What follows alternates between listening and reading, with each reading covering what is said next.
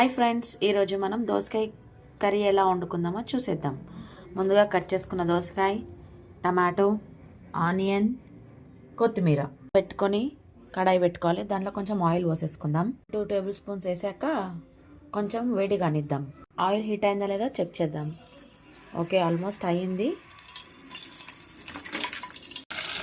Onion light brown colour వచ్చే వరకు వేయించుకుందాం. ఆనియన్ ఇలా లైట్ బ్రౌన్ కలర్ అయిన తర్వాత కొంచెం లైట్గా పసుపు, కొంచెం ఇవి వేగాక మనం ఇప్పుడు దోసకాయ వేసుకుందాం. ఇప్పుడైతే కట్ చేసిన దోసకాయ మనం ఆనియన్లోకి వేసుకుందాం. ఇలా వేసుకున్న తర్వాత కొంచెం సేపు మనం ఒక 1 మినిట్ పాటు ఇవన్నీ మిక్స్ అయ్యేలాగా దీన్ని కలుపుకుందాం. 2 మినిట్స్ అలా వదిలేసి మూత పెట్టేసుకుందాం.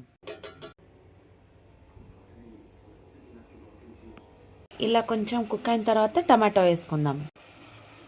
లైట్గా కలిపిన తర్వాత మనం దీంట్లో ఉప్పు, కారం వేసుకుందాం. 1/2 స్పూన్ కారం, తగినంత సాల్ట్.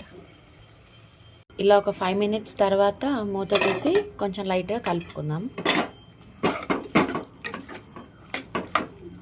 Welcome back. ఇదంతా కర్రీ ఇలా ఉడుకుతున్నప్పుడు మనం ఇందాక తీసుకున్న కొత్తిమీర పైనుంచి గార్నిష్ చేసి స్టవ్ ఆఫ్ చేసేద్దాం.